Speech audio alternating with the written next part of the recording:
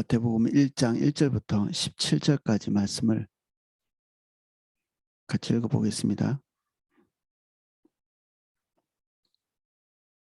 아브라함과 다윗의 자손 예수 그리스도의 계보라. 아브라함이 이삭을 낳고 이삭은 야곱을 낳고 야곱은 유다와 그 형제들을 낳고 유다는 다말에게서 베레스와 세라를 낳고 베레스는 헤스론을 낳고 헤스론은 람을 낳고 람은 아미나답을 낳고 아미나답은 나손을 낳고 나손은 살몬을 낳고 살몬은 라합에게서 보아스를 낳고 보아스는 룻에게서 오벳을 낳고 오벳은 이새를 낳고 이새는 다윗 왕을 낳으니라. 다윗은 우리아의 아내에게서 솔로몬을 낳고 솔로몬은 르호보암을 낳고 르호보암은 아비야를 낳고 아비야는 아사를 낳고 아사는 여호사밧을 낳고 여호사밧은 요람을 낳고 요람은 우시아를 낳고 우시아는 요담을 낳고 요담은 아하스를 낳고 아하스는 히스기야를 낳고 히스기야는 므낫세를 낳고 므낫세는 아몬을 낳고 아몬은 요시야를 낳고 바벨론으로 잡혀갈 때에 요시야는 요고냐와 그의 형제들을 낳으니라. 바벨론으로 잡혀간 후에 요고냐는 스알디엘을 낳고 스알디엘은 스룹바벨을 낳고 스룹바벨은 아비훗을 낳고 아비훗은 엘리야김을 낳고 엘리야김은 아소르를 낳고 아소르는 사독을 낳고 사독은 아킴을 낳고 아킴은 엘리훗을 낳고 엘리훗은 엘르아살을 낳고 엘르아살은 마단을 낳고 마단은 야곱을 낳고 야곱은 마리아의 남편 요셉을 낳았으니 마리아에게서 그리스도라 칭하는 예수가 나시니라. 그런즉 모든 대수가 아브라함부터 다윗까지 14대요 다윗부터 바벨론으로 잡혀갈 때까지 14대요 바벨론으로 잡혀간 후부터 그리스도까지 14대더라. 아멘. 네, 내용을 살펴보겠습니다. 아브라함과 다윗의 자손 예수 그리스도의 계보라. 우리는 마태복음에 이렇게 들어가면서 구약 성경에 나오는 사람들 이 계보를 살펴보게 되었습니다. 이 구약 성경을 살펴보는 부분들이 마태복음에 많기 때문에 마태복음이 가장 먼저 쓰여진 복음서가 아님에도 불구하고 순서상으로 제일 앞에 놓여 있죠. 구약 성경이 끝나는 말라기 그 다음에 구약 성경을 가장 많이 인용했다고 볼 수 있는 마태복음이 앞에 나오는 게 굉장히 자연스럽겠죠. 사실 마가복음이 가장 먼저 쓰여졌다고들 얘기하거든요. 그래서 이 마태복음이 제일 전진 배치되어 있습니다. 유대인들이 가장 이해하기 쉬운 방식으로 이 마태복음은 기록되어 있죠. 수신자가 당연히 유대인들이겠죠. 구약 성경을 잘 알고 있고 그리고 메시아가 올 때 아브라함의 계보를 통해서 그리고 다윗의 계보를 통해서 오실 거라고 믿는 자들 그리고 이러한 하나님으로부터 온 정보를 아는 자들이 이것을 읽도록 배려하고 있습니다. 그래서 예수 그리스도를 선언할 때 다른 복음서와는 달리 이 계보에서부터 출발하고 예수 그리스도께서 어떤 계보를 통해서 그들에게까지 보여졌는지 여기에 이것을 읽는 독자들은 거의 예수님을 경험한 자들일 가능성이 많겠죠.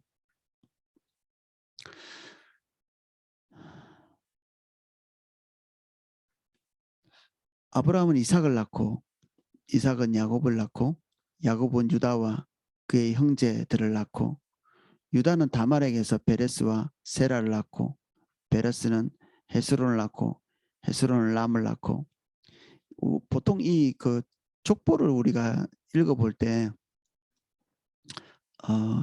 우리는 족보에 대해서 왜 굳이 기억하나요?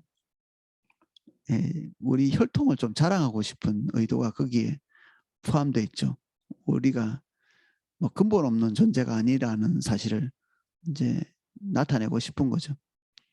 그래서 사실 의미 없는 족보라고도 볼 수 있는, 우리나라가 조선시대 초기만 해도 거의 대부분이 양반이 아닌, 그 양반이 아닌 우리 민족이 어떻게 해서 조선 말기가 되면 거의 대부분이 양반으로 이렇게 족보가 되어 있었을까요? 예, 다 불법적인 방법으로, 그리고 거짓으로 이 족보를 만든 거죠. 대한민국에 족보 없는 사람이 없이 돼 버렸죠. 원래는 족보 있는 사람이 별로 없었는데 대부분의 사람이 족보를 가질 만큼 한 면에서는 우리는 거짓된 존재들이죠. 이 족보가 우리를 낯뜨겁게 만드는 것입니다. 우리의 존재를 드러내고 부각하고 그리고 자랑스럽게 만들어주는 게 아니라 우리 민족 전체를 정말 낯뜨겁고 부끄럽고 그리고 내세우기 좋아하는 그런 존재임을 증명해 주는 거죠. 이 족보라는 것이. 어떻게든 자랑해 보고 싶어 하는. 그리고 우리나라에 그 뼈대 있다는 그 족보의 사람들, 그들의 과거를 이렇게 보면 본인들은 어떻게 잘 먹고 잘 살았을지 모르겠지만 거의 대부분의 그 족보에 있다는 그 사람들이 나라를 망친 존재들이라는 그런 평가를 받고 있거든요. 나라 망친 사람들. 우리가 뼈대 있는 사람들이야 이렇게 얘기할 때 그 뼈대를 이렇게 쭉 타고 올라가 보면 부끄러움과 수치가 거기에 그냥 듬뿍 묻어 있는 거죠. 우리 인간들은. 이 지금 예수 그리스도의 족보를 이렇게 얘기하면서도 이 그 유대인들이 가지고 있는 그 은근한 그 종교적 자긍심, 이런 것들을 충족시키려고 하는 면이 한면에 있다고 볼 수 있습니다. 이 족보에. 예수 그리스도는 너희가 기대하는 바를 따라서 이 계통을 타고 오신 분이셔. 갑자기 툭 튀어나온 분이 아니다. 그리고 그들이 바라고 고대하는 그 계보, 아브라함과 다윗의 계보를 따라 이렇게 왔어. 그 이 14대 14대 14대라고 이렇게 말하고 있는 거 억지로 사실은 이 14대 14대 14대를 끼워 맞춘 거라고 볼 수도 있거든요. 왜냐하면 14대라는 것이 게마트리아죠. 우리 요한계시록에서 좀 살펴본 것처럼 숫자로서 그 어떤 의미를 담고자 하는 노력이죠. 이 이스라엘 사람들이 가지고 있는 독특한 모습입니다. 고대 사회는 이 글자와 숫자가 굉장히 이렇게 근접한 거리에 있습니다. 이 글자라는 것이 원래 기원이 그렇습니다. 그 농사를 짓고 여유분이 생겼을 때 그 여유분이 생긴 그 농산물을 계수하기 위해서 만들어진 게 최초의 문자거든요. 이 쇠기 문자라고 부르는, 그게 그 장부에 기록하기 위한 글자였습니다. 우리 의사 전달에 제일 중요한 것 중에 하나가 우리가 지금 얼마나 가지고 있는가 이거를 기록하는 거잖아요. 장부 기록하는 거. 이게 숫자가 그 글자의 근원이죠. 그래서 유대인들이 가지고 있는 이 고대 문자라고 볼 수 있는 이 고대 아람어, 그리고 고대의 히브리어가 숫자가 이렇게 그 의미 단어 하나하나에 이렇게 풀어져 있습니다. 그 알파벳 숫자 하나하나에. 그래서 다윗이라고 하는 그 글자를 풀면 거기에 그 합산이 14거든요. 이게 이제 우리한테는 별로 의미 없는 것입니다. 우리는 다 이방인이잖아요. 우리가 유대인인 줄 아시는 분들은 오해하시는 거고, 우리는 다 이방인들입니다. 이방인을 위해서 쓰여진 누가복음에 이런 것들 드러나지 않죠. 하나님께서 그 사람들에게 맞게 지금 복음의 내용들을 전달하고 계시는데 그들이 간절히 붙들고 있는 그 족보에 대한 애착, 그리고 그들이 육신적인 계보로서 오시는 예수 그리스도의 그 족보에 대한 애착을 충족시킵니다. 그러나 동시에 그 족보의 부끄러움도 하나도 숨겨놓지 않고 있는 걸 볼 수 있습니다. 족보의 부끄러움. 모든 나라 사람들이 족보 속에 나쁜 거는 다 지우거든요. 패배한 역사를 들어보셨나요? 거의 기록해놓고 있지 않습니다. 우리나라의 부끄러운 이런 것들, 우리 해방은 언제 됐다는 것은 우리가 다 기억하죠. 8월 15일. 근데 우리 국치일이라고 부르는 언제 한일합방 됐는지 이런 거 아무도 기억 잘 안 하거든요. 우리가 정말 수치스럽게 생각하는 것들은 꼭꼭 묻어놓죠. 이게 우리나라만 그런 게 아니라 모든 민족 그리고 모든 나라들이 이런 것들은 꼭꼭 묻어놓습니다. 정말 창피하고 부끄러운 것들. 이집트는 패배를 해본 적이 없습니다. 기록상에 그렇다는 얘기입니다. 기록상에. 진짜 그럴까요? 아니죠. 그리고 출애굽한 그 내용도 그 이집트의 기록에는 없다고 합니다. 왜 그럴까요? 그들에게 수치스러운 부분들이죠. 수치스러운 부분. 그 기록에서 삭제한 것입니다. 전쟁에서 패한 것, 그들에게 부끄러움을 남긴 것, 그들의 허구 이런 것들은 다 이렇게 덮어버리죠. 어떻게 해서든지 그들이 빛날 부분은 없던 것도 집어넣고 이게 역사입니다.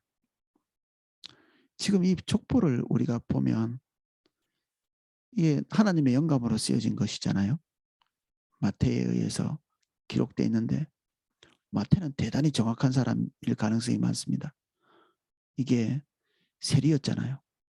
동계산하는 사람들이 아주 이게 치밀하거든요.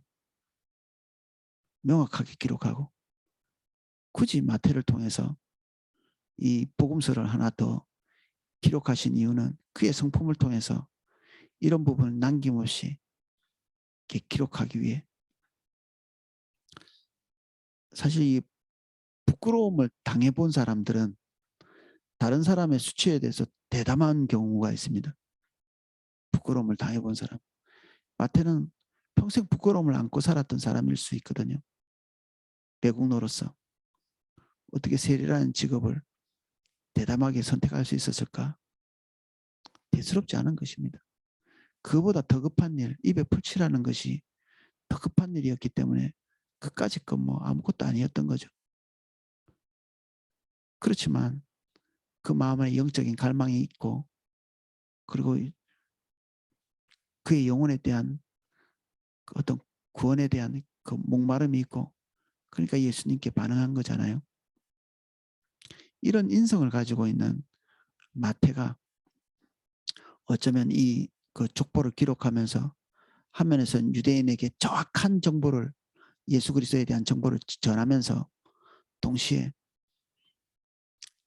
본인이 속해 있는 민족의 그 부끄러운 것까지도 낱낱이 기록했다고 볼 수 있겠죠. 숨기지 않고. 방금 읽은 그 몇 개 안 되는 사람들도 유다와 다말 뭐하러 이게 여자까지 기록했을까요? 이 수치스러운 이 관계를. 유다는 다말에게서 낳았다고 기록해 놨고 있잖아요. 그냥 이름만 적어도 될 텐데. 남자 이름만. 여성이 기록됐기 때문에 문제가 있다는 것이 아니라 이 관계에 문제가 있죠.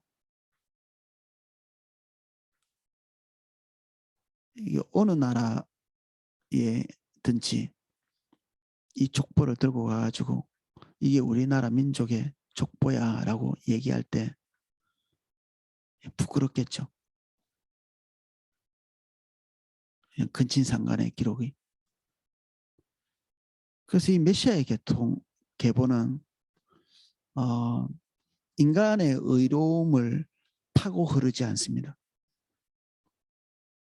인간의 모든 부끄러움과 수치를 그 위에서부터 흘러내려옵니다. 자긍심을 가질 만한 것이 없는 그 인간의 실수와 그리고 오류, 오점, 부끄러움, 수치, 그리고 자격 없음 이 모든 것을 다 이렇게 흐르고 이게 위에서부터 이렇게 덮어서 이렇게 흘러오는 이런 하나님의 긍휼의 역사죠. 하나님 안에 있는 고유한 성품, 긍휼, 이것 없이 사실은 뭐 이스라엘 백성들은 구원을 생각조차도 할 수 없죠. 느헤미야가 고백한 것처럼 얼굴이 뜨뜻하다 이런 표현 썼는데 얼굴이 뜨겁다. 우리가 어떻게 구원을 바랄 수 있는 존재입니까? 사실 이스라엘 백성들이 그 노예 출신이잖아요. 거기서 구원받았으면 그때부터라서 잘해야 되는데 가나안 땅 들어가기 전에도 광야에서 우리가 했던 행동들을 알고 있고 가나안 땅 안에 들어갔으면 그때부터 하나님의 백성으로서 온전한 삶을 살아야 되는데 그렇지 못했다는 것을 우리는 알고 있죠. 거기서부터 징벌을 받고 포로로 끌려갔으면 거기서부터라도 잘해야 되는데 그들은 그 포로 기간 동안에 정말 수치스러운 삶, 그들의 삶에 깊이 빠져 있고 느헤미야가 말했던 것처럼 그 혹독한 상황에서도 착취하고 그, 그 오염된 삶을 부끄러워하지 않는 그들이 하나님의 백성이라는 정체성 자체를 잃어버린 그리고 이방인과 뒤섞여서 살면서 이거 국제결혼에 문제가 있다는 것은 아닙니다. 그걸 얘기하는 게 아니라 그들이 하나님 앞에서 받았던 일말의 그 어떤 소명감 이거 다 이게 놓쳐버린 민족들 느헤미야가 하나님 앞에 나갔을 때 우리가 하나님 앞에 서기 위해서 나름대로 몸부림쳐서 여기에 이렇게 서 있으니까 하나님 우리를 불쌍히 여겨주십시오. 이런 말조차 꺼낼 수 없는 이전에는 잘못했지만 이제부터는 잘할게요라는 말도 꺼낼 수 없는 그 이스라엘 백성들의 그게 존재였습니다. 이게 우리가 낯이 뜨뜻해서 낯이 뜨거워서 감히 말할 수 없는데 하나님은 긍휼이 풍성하시니 이 마태복음에 지금 나와 있는 내용들이 이 면을 고스란히 담고 있는 거죠. 조금 더 읽어봐도 이게 뭐 마찬가지입니다. 살몬은 라합에게서 보아스를 낳고 보아스는 룻에게서 오벳을 낳고 오벳은 이새를 낳고 이 짧은 계보 안에 이방인이 둘이나 들어가 있죠. 라합도 이방인, 룻도 이방인. 하나는 암몬 사람, 하나는 여리고 사람. 멸망받아 마땅한 그런 민족에게서 나온 두 여인이 여기에 족보에 버젓이 들어가 있죠. 이방인에 대해서 아주 이게 까탈스러운 이 유대인들이 그리고 로마인이 그들을 지배하고 있는 것에 대해서 이 알레르기 반응을 보이는 그리고 이방인이 얼마나 믿겠습니까? 그 안에서 오히려 그 로마의 지배를 받으면서 이방인에 대한 그 미움과 함께 그들이 가지고 있는 민족적인 그 자긍심 이런 것을 잃어버리지 않게 분투했겠죠. 그럼 과연 마태는 어떻게 보면 그들 입장에서는 매국노다운 이 기록을 했다고 볼 수 있지 않나요? 뭐하러 이 족보를 이런 식으로 기록해가지고 유대인의 정체성을 딱 지키고 싶은데 이렇게 끼워넣고 이방인을 우리는 순수한 혈통이야 라고 말하고 싶은데 그럴 수 없는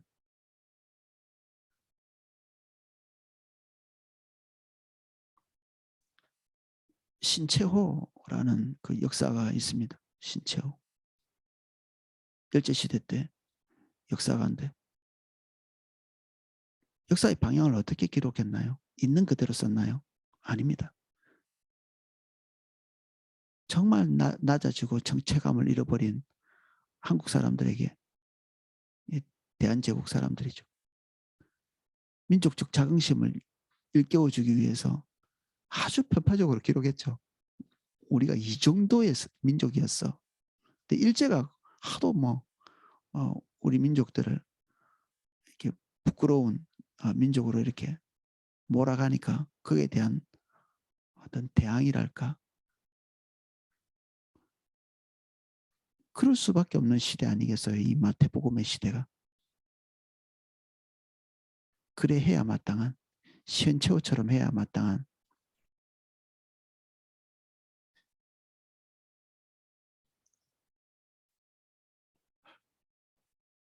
라합과 보아스 그리고 룻, 여기에서 바로 다윗 왕이 도출되죠.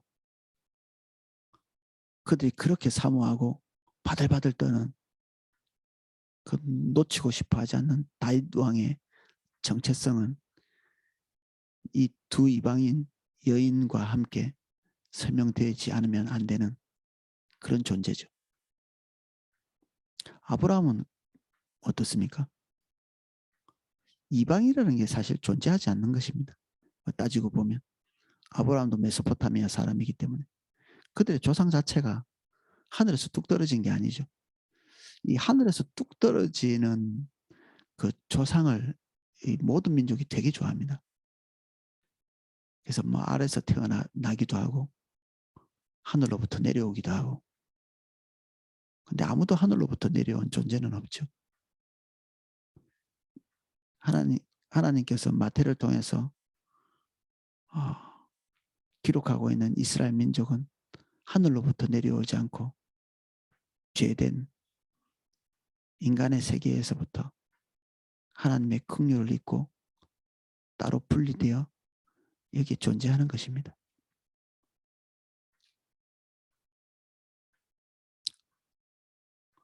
이스라엘 백성들이 죽고 못 사는 그 솔로몬, 다윗의 범죄의 아들이죠. 범죄의 아들. 용서의 아들이라고 볼 수 있습니다. 불륜이죠, 불륜. 불륜의 살인까지. 솔로몬의 존재는 한 면에서는 영광스럽지만 한 면에서는 지우고 싶은 이름이죠. 아사는 여호사밧을 낳고 여호사밧은 요람을 낳고, 어떤 사람들은 하나님 앞에서 온전한 삶을 살기 위해서 몸부림쳤지만 어떤 왕들은 그렇지 못했죠. 그래서 신실함 이런 것을 좀 말하기도 난감합니다. 이스라엘 백성들이 좀 자긍심을 느낄 만한 사람이 간혹 나올지 모르겠는데 거기에는 그들을 부끄럽게 만드는 사람의 이름, 온전하지 않은 교만한 우시야, 요담, 아하스, 조금 그래도 몸부림쳐본 히스기야가 나오지만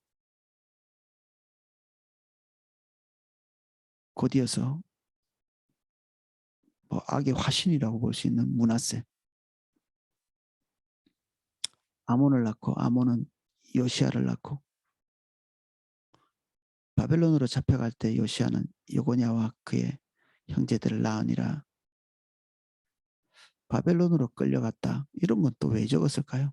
마태. 여기까지 일부러 끊는 것 같지 않으세요? 고의로. 우리가 한때 중대한 패배를 했었다는 사실, 이 한마디를 끊고 있죠. 완전히 패배한 존재, 이스라엘 백성.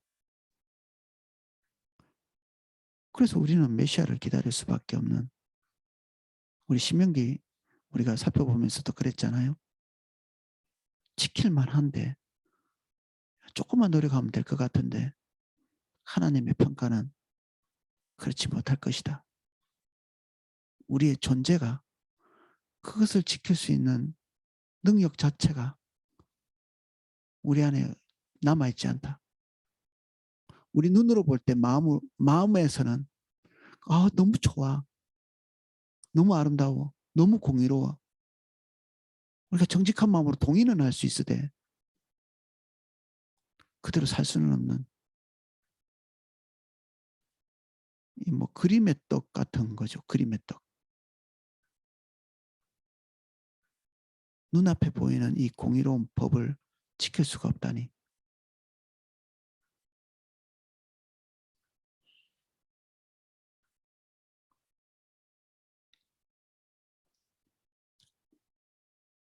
스룹바벨은 아비웃을 낳고 아비웃은 엘리야김을 낳고 엘리야김은 아소를 낳고 여기 있는 사람들이 성경에 뚜렷하게 나와서 뭔가를 한 사람들이 아니기 때문에 그리고 족보 외에는 나오지 않는 사람들 그야말로 무명의 사람들 생존만 했던 그래도 여기에 굳이 기록하고 있습니다. 엘리웃은 엘르아사를 낳고 엘르아사는 mat단을 낳고 mat단은 야곱을 낳고 야곱은 마리아의 남편 요셉을 낳았다. 그래서 예수님이 다윗의 자손이다 해놓고 실제로는 예수님께서는 이 육신의 혈통을 따라서 오신 것이 아니다. 동정녀 마리아를 통해서 이 육신의 결혼관계, 이 혈육의 족보를 따라 오시지 않았다. 이렇게 또 선포하고 있잖아요. 이 족보는 참 우리에게 굉장히 모순된 것들을 말하고 있습니다. 우리가 기다리는 그 기다림의 허구의 모습, 그들이 쫓고 있던 그 애착, 민족적 애착, 그들의 상처, 그들의 허세, 종교적 긍지 이런 것들을 다 덮어놓고 그냥 위로 흘러버리는 여기는 하나님의 긍휼 포기하지 않는 이스라엘 백성들 하나님의 긍휼만 이 족보를 설명할 수 있는 유일한 단어입니다.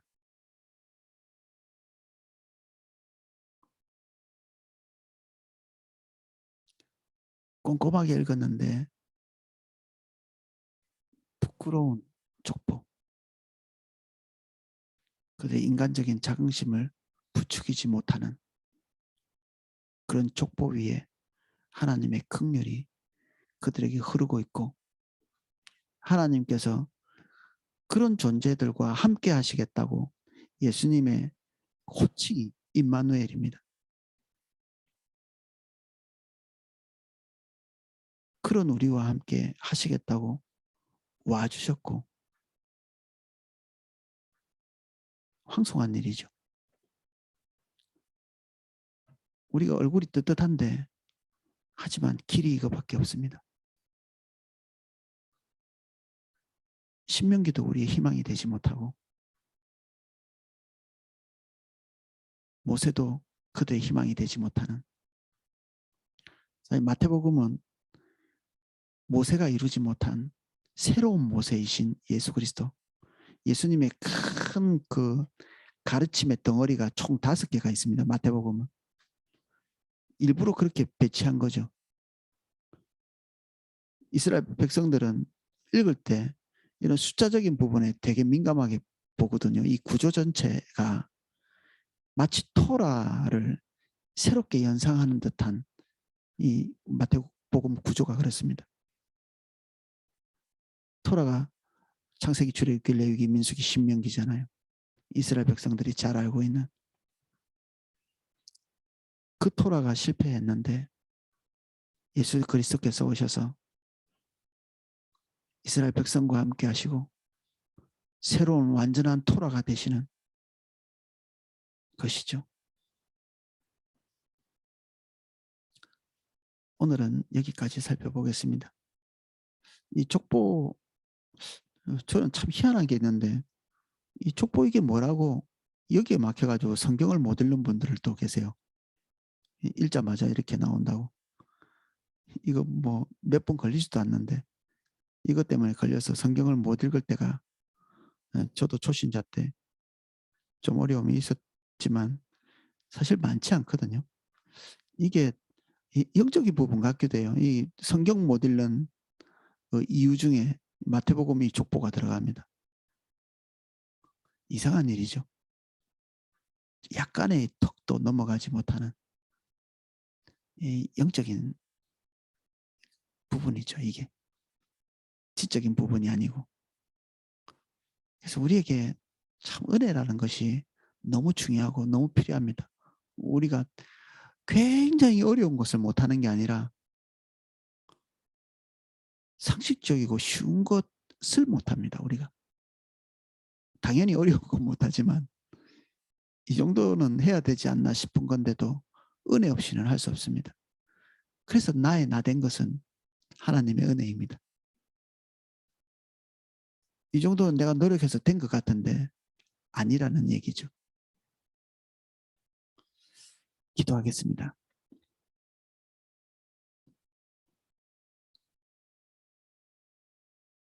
성경은 우리를 때때로 너무 부끄럽게 하고 낯뜨겁게 하며 우리의 마음을 바닥으로 내려앉히는 것 같이 말씀하십니다.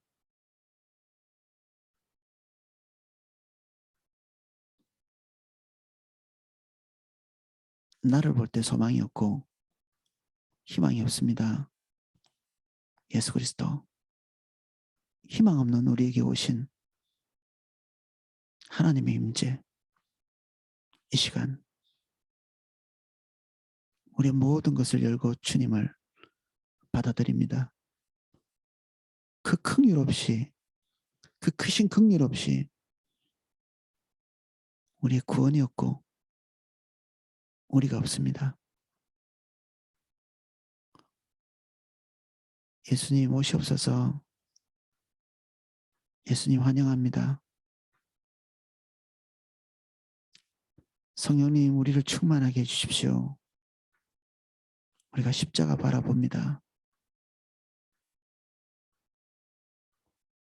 다윗의 후손으로 오신,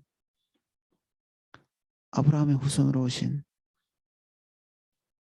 그러나 그 계보를 초월하신 긍휼의 계보를 따라오신 예수 그리스도, 우리의 유일한 표대이신 예수님 바라봅니다. 우리의 높아진 모든 자긍심을 주님 발 앞에 내립니다. 다시 처음같이 주님 봅니다. 우리 안에 있는 가장 고상한 것은 예수 그리스도 뿐이십니다. 우리 안에 선한 것이 없습니다.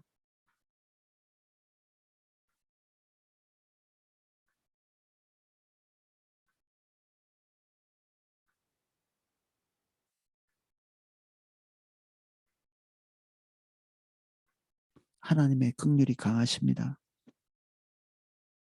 우리 중에 아무도 강하지 않습니다. 하나님의 강한 긍휼, 그 자비가 오늘 우리를 서게 합니다. 예수 그리스도,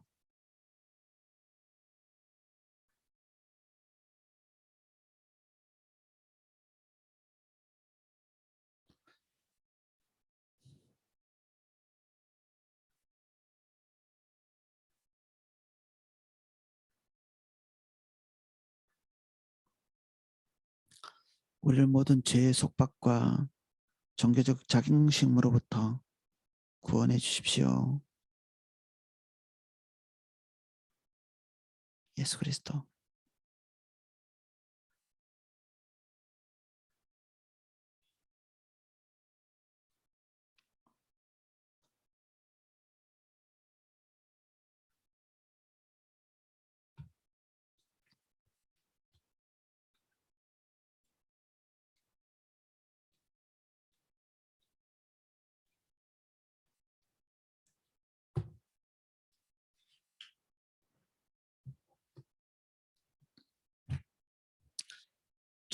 추가곡 90장을 한 장 찬양하겠습니다.